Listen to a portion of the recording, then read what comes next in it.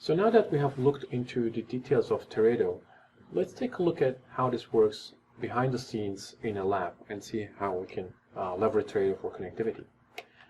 For this, again, the same setup as we did before. We have the clients, the edge server, and we're going to configure this time the edge server to be our Teredo server and the Teredo relay. For this, I've prepared the commands that we need to configure. The first command that we're running here is basically setting the Teredo interface, the server name.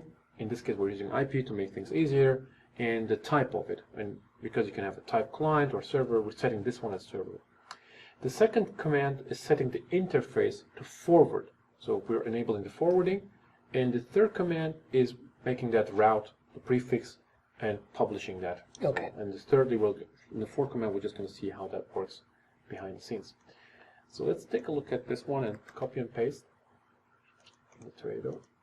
Here we go. So we're getting OK. We set that server type and we set the IP address. Now we're going to set the interface, Teredo tunneling pseudo interface, to forward. Okay. And we're going to announce a route or advertise a route on that interface as well and publish yes. And let's take a look at this route table now. And we should see a 2001/32 published here as well. And there you can see 2001 :/32 on the Teredo tunneling interface, which is a manual step that we did. Now, in order to get this working, and again, as you might remember from earlier module, one service that's responsible for this whole setup is IP helper service. So you basically have to restart that. Exactly, but this is what I'm going to do. I'm going to do an stop IP helper service, and I'm just going to run it. Again, you're doing this so that you can avoid doing a reboot. Exactly. I just wanted to avoid a reboot. So I'm doing a net start, net stop, and that should be it. So now that we have done this, what we need to do additionally is basically the same thing that we did while we were configuring the 64, and that is to set up a DNS record that will point to the 64. I'm sorry, to the Teredo relay. So that is done on the INET server as we did before, actually. So INET is our internet-facing DNS server. Correct. So again, you're simulating an internet-facing DNS server Exactly. where you're creating an IP record pointing to the Teredo. Exactly. So creating a new record here in the contoso.domain. Teredo is the name I want to use, teredo.contoso.com, and the IP address is going to be the same IP address of that Edge 1 server's external IP address. Now let's see, add host, created successfully. That's it, done. Now, one thing we're going to do now is, now we have a record, we have configured it properly. We're going to go actually to the client, and as you might remember from an earlier module, we had actually the client moved to the internet for 64 connectivity. Right. Now what I want to do is I want to move it to HomeNet, and HomeNet is basically a simulation of a client being behind a NAT device. Okay. Okay. So this is like a laptop or a home PC located behind my home router. Right. So I switch it to HomeNet, and the machine is turned off right now. I'm just going to turn it on, and while it's booting and doing its thing, I just want to show you one more thing which I kind of think is important. If you move over to Edge 1 and run an ipconfig, you will notice that on the internet adapter we have the two IPv4 addresses set up, the 0.2 and the 0.3. Right. And this is exactly what we were explaining earlier.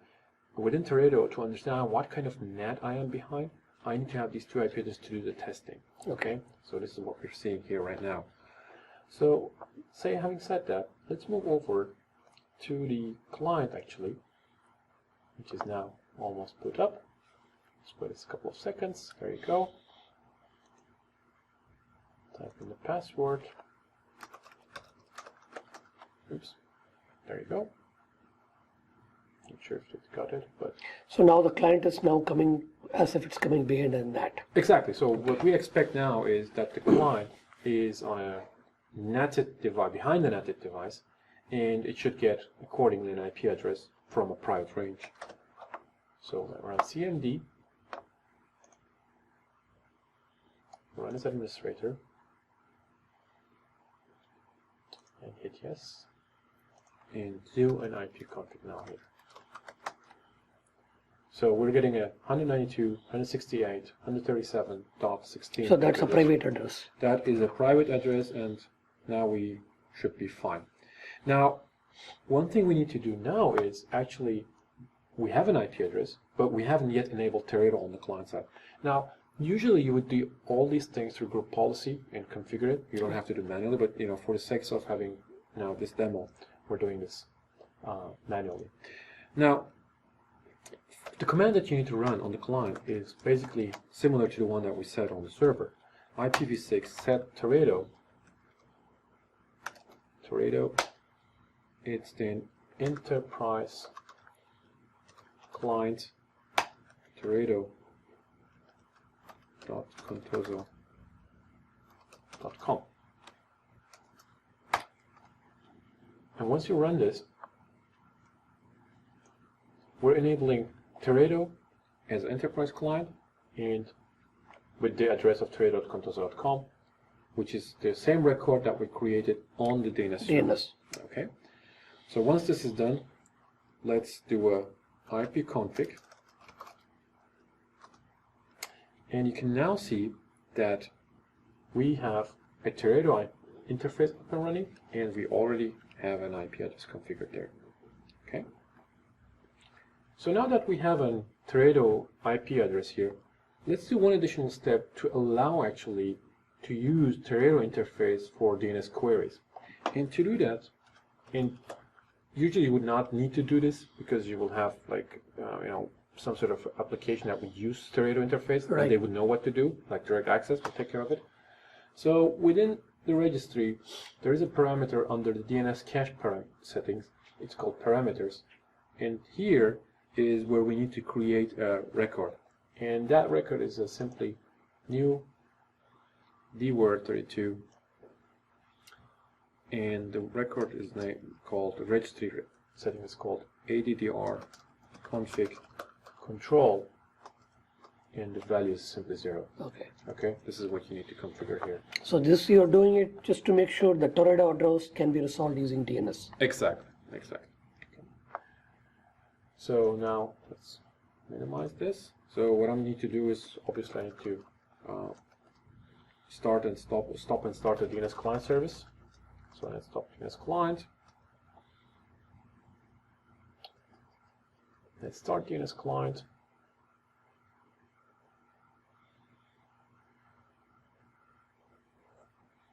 Okay, there you go. Start DNS client. So now that we have the IPv6 connectivity with the Teredo interface, let's try to reach a resource that we actually created on INET1. As you might remember, we created a record for Web1, right? So let's do a ping and run web1.contoso.com to see if we can reach this resource. So this is a client located behind a NAT, and you're trying to reach a resource in the internet. Exactly. And as you can see, I ping web1.contoso.com, and I'm reaching the ISDAP interface or ISDAP IP address of that machine through my Teredo interface. Now, since we have a connectivity, let's actually see how and what kind of NAT device we are behind and how this is connected. For this, I'm just running the command netsh interface Teredo show state. So I want to see what kind of state we are. And now if you zoom in here, you can see that the type is enterprise client, Teredo.contoso.com is the server net we configured, and here actually you can see the NAT mapping, and you can see that's a symmetric NAT device. Okay. So the system actually finds out for you. Exactly. You can see the local mapping, the external mapping. These are all the mappings on the NAT device, and it's capable of detecting what kind of NAT we are behind and adjusting its behavior accordingly. Let's do actually one little test to prove one more time that we are really having a connectivity, not only ping, but a little bit further. And for that, I'm just opening the web browser. I'm just going to zoom in here a little bit. You can see I'm browsing web1.contoso.com, and the IIS default website pops up here. So again, you're simulating here to just go ahead and hit a website which is located on the internet from a client behind a NAT. Exactly. That's the thing what we're doing right now here. All right. Well, this concludes the IPv6 Transition Technologies Lab. And I hope you get a good overview about how these transition technologies work, ISATAP, 624, and Teredo. We'll have one more module or one more part covering the IP HTTPS part, which is going to be a little bit different than those three that we have seen.